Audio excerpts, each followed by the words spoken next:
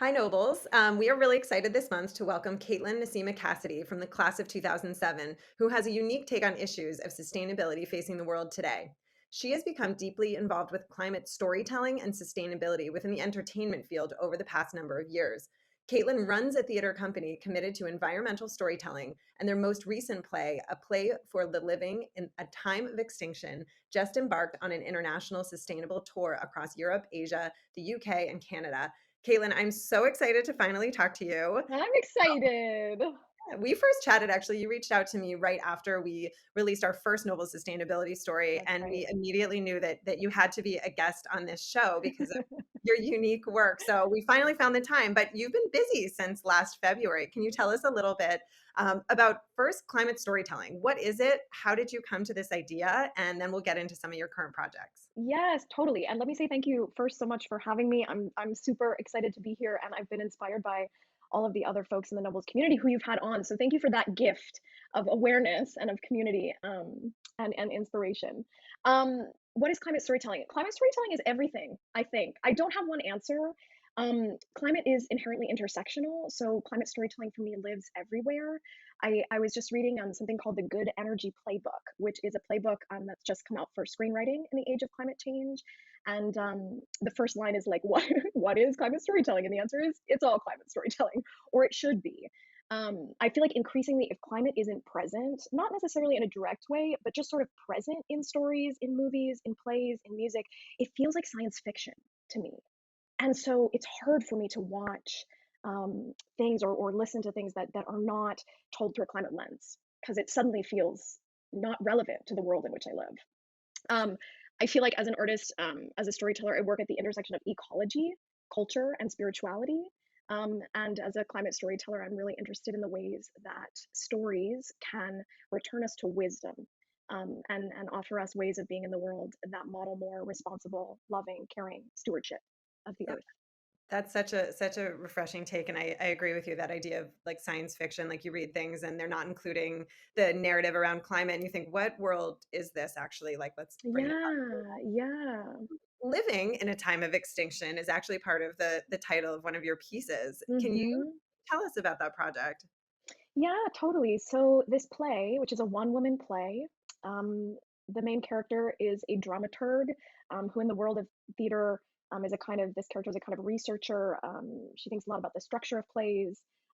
She comes to the center of the stage and she says, "The performance tonight can't go on because my collaborators, who are meant to be here performing this show, are in crisis, and I won't tell you why. They're sort of dealing with a set of personal crises elsewhere. But this dramaturg is called to tell." Stories to the audience to fill the time. She feels obligated to be present to this group of people that showed up for the show. And she talks about extinction. And this play, which my company created, our playwright Miranda Rose Hall has written the play, our dramaturg, our own dramaturg Robert Duffley has contributed majorly to the play, as well as myself and a number of other collaborators. We developed it over a couple years, and it really came out of reading Amitav Ghosh's The Great Derangement and Elizabeth Kolbert's The Sixth Extinction. We were so troubled by and inspired, I should say, by these pieces of writing. We couldn't do, we realized we couldn't do anything else. We had to like stop other projects. We had to sit down and really struggle with with what we knew was happening, but which we hadn't really emotionally metabolized for ourselves. And the play came out of that space of like what's happening inside of ourselves as artists in this moment of crisis, and how, and really the question, how do we talk about what's happening, like how do we tell a climate story about extinction? Yeah. What has the response been? It's really interesting. So this play is everywhere. It gives me so much life to know that this small group of artists in New York City has created this thing collaboratively that is now touring. We had a tour of Europe and Asia. Actually, it's ongoing, and we've just announced a tour of the UK, and it's been in Canada and here in the US as well. And the reactions have varied pretty widely. It was just in Sweden, and there was a really interesting response from folks at Dramaten, which is the Royal Theatre of Sweden. Folks felt like we know this. Hmm. This is not new information to us. And folks elsewhere have been like, wait, what do you mean 200 species on average are disappearing every day? And other folks have a whole other set of reactions. So it's been very beautiful and complicated and interesting to listen to audiences and also to the artists, most of them women who are working on the play. And I know Miranda, our playwright, has received a series of really compelling emails about potential changes to localize and contextualize as the play travels. Yeah. Or So not that's travels, but yeah, I yeah, that think maybe you're will going lead to allude to this. to my next question, but that's so interesting. So people in different parts of the world or even like different countries within the same region would have a different response. And that probably is reflective of, the government and collective response to Hmm. climate change and extinction.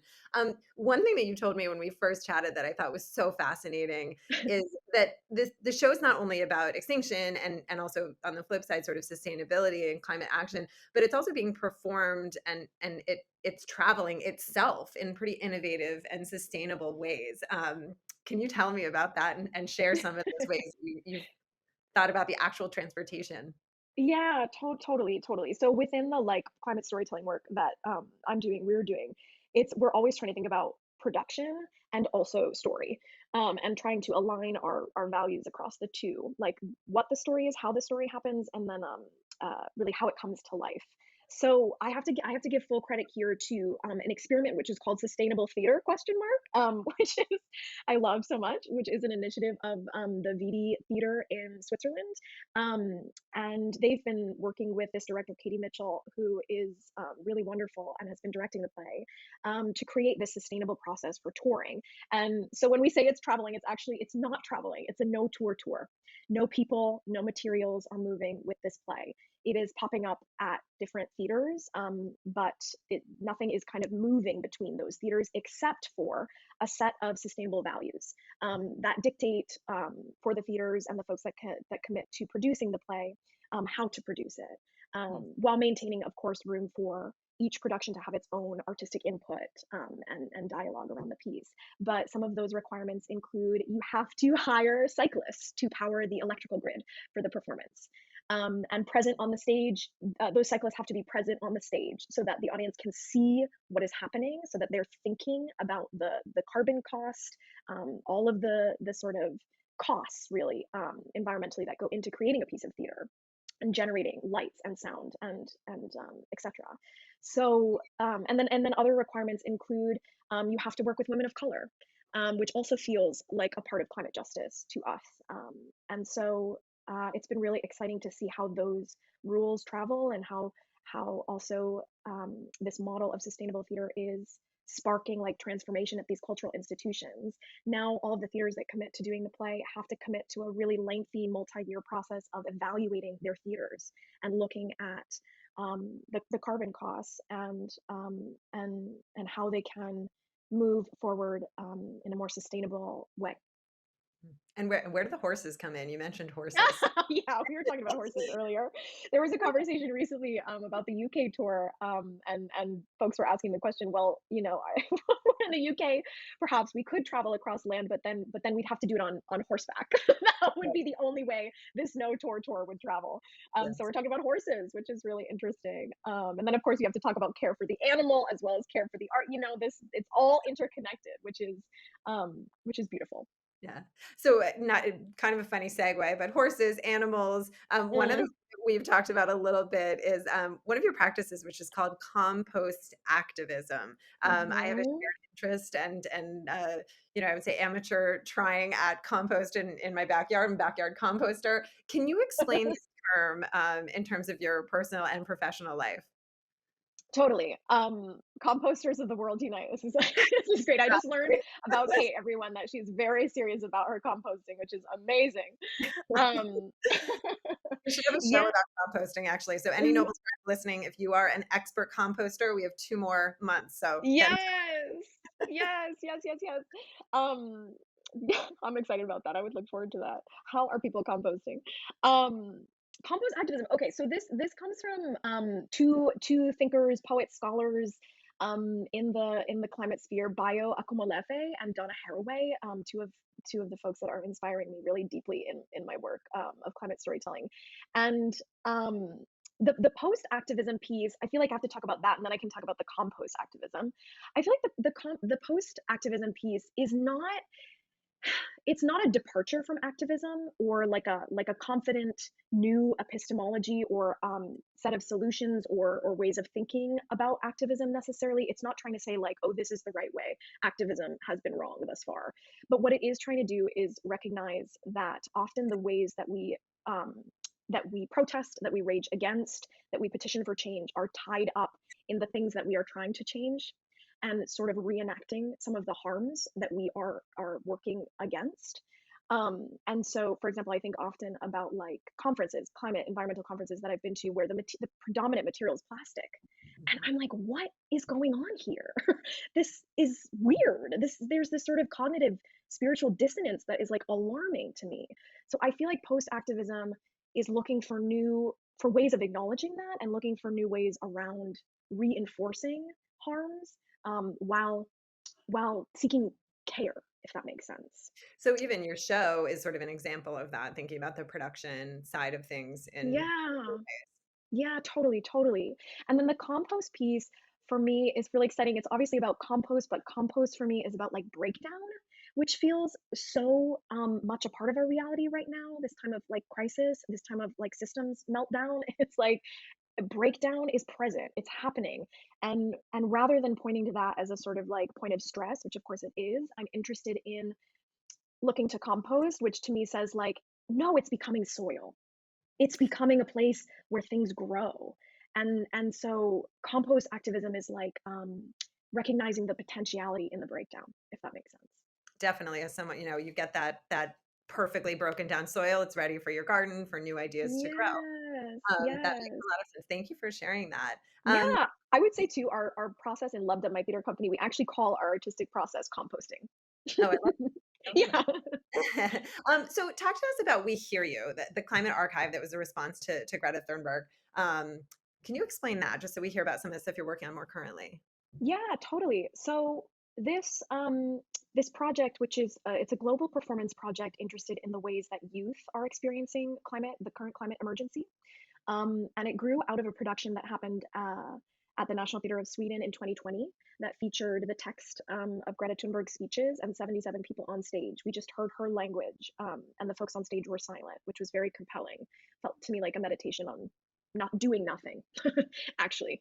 Um, and a friend brought the performance to me, a recording of the performance. I hadn't seen it live, and I was so moved by it. And I started a conversation with the piece's director, writer, dramaturg, and he and I chatted for about a year, just about how we could grow the work. At first, we thought, well, we translate it and tour it, or no tour it. And I couldn't stop thinking about the 77 people on stage, and about the other young climate activists around the world who I knew had been doing, were doing extraordinary work. And I thought, like, what if we hear from them? And so we decided to grow the work such that it could include 77 other voices, and it would come back to the national stage in 2024 once we had gone through a really exciting process of finding and listening to these stories from other young people. Right now in the process, we're commissioning our storytellers. We had our first group of storytellers come through about a week ago, and we'll continue through the 77, and then we'll sit down with an artistic team and think about how we can weave those stories together in powerful ways. And I have to say, it's been amazing. I mean, it's so interesting, like what people bring to the table.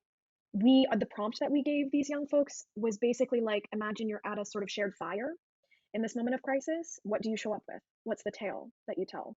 Almost as a gift, as an offering to one another. Mm. So they come to groups of, about 12 storytellers, and they all tell these extraordinary stories to one another. And it's really interesting like I said, what folks show up with. It's everything from like stories of breakups with boyfriends and how that connects to climate for them, to stories of in the streets activism, to farming practices that they're doing in rural Kenya. And it's pretty yeah, it's moving. It's really giving me a lot of energy, and I feel like profoundly lucky to get to listen. Yeah. So, zooming back out to sort of the impact of this work, it's amazing hearing about all the practices and sort of your research and your approach to new projects and ongoing projects. What impact do you hope to have through this work? No, I this love is an impact question. a little question there. I know. I can say that in like in Grantland, the question of impact is always like triggering. I'm like, oh, where do I begin? This is a low Um, stakes place to yeah, yeah. just to share. Of course, of course. This is okay. This is where I think a lot about this writer Robert McFarland, who talks about enchantment. He says we have to re-enchant the earth, from the French chanter, to sing. And so he also says that the sort of defining injury of the modern world, of the sort of colonial and capitalist legacies we're confronted by, is disenchantment of the natural world. And so I feel like the impact I'm trying to have is enchantment, because I believe that will reconnect us to the more than human, that is powerfully around us, that we are connected to anyways. We just need to recognize it and learn to honor that. Many of us, some of us, we already know how to do that. So yeah, I think often about like inspiring art, awe and connection through art, and I think that engenders ecological belonging, which then leads to action. Yeah, that's really great. So re-enchantment, and Mhm. probably at every generation too, that there's ways that, folks who are still at Noble currently at Nobles as students would connect to that idea, and then things that people sort of later on in their career, parents, grandparents, depending on their experience, they might interpret the work differently. Um, Yeah. I want to share that two sort of exciting things. You have a new river project at the Kennedy Center coming up, and also congratulations because as the 2022-23 artist in residence at the Earth Commons of Georgetown University. Those are two big things. So that's exciting coming up. Looking ahead, and I usually end, the podcast by sort of asking about what you're optimistic looking ahead, and then if anything does keep you up at night. But looking ahead with these two platforms, what are you excited about in the next few years? I think the question that keeps me up at night, and it really does keep me up at night and also gets me up out of bed in the morning, is how I can meet this moment of loss with like joy and resilience. Um, and how, as an artist working in the medium of spirit, right? I can answer the current moment. And I think what keeps me sort of energized and excited is collaboration, working with other people in partnership on this work, hearing other people's stories, like I said, remembering how much wisdom and love and care and life there is in the world, and reminding myself that we haven't arrived at a point of no return. And I'm excited to carry those motivations into my coming work. Yes, at the Kennedy Center in the spring, as part of the River Run Festival, I'm going to be making performance on the Potomac and the Anacostia rivers, and also along the Georgetown Canal, which has just been revitalized, which is so exciting and also deeply complicated. It's got a really complex history that's messy, but I'm excited to dive into that mess. Yeah, our Washington, D.C. and Georgetown grads, definitely go check that out. Yes, please, please, please. I'll have to share about it. We would love to have folks come and hear it's called Fairy Tales, which I love. Enchanting. Enchanting, exactly, exactly. And yeah, and then this ongoing work with We Hear You as part of the Earth Commons is giving me great life and hope too. And I'm really excited. I just shared with Kate that We Hear You is going to be doing pop-up performances at COP27 next month. I've never been to a COP.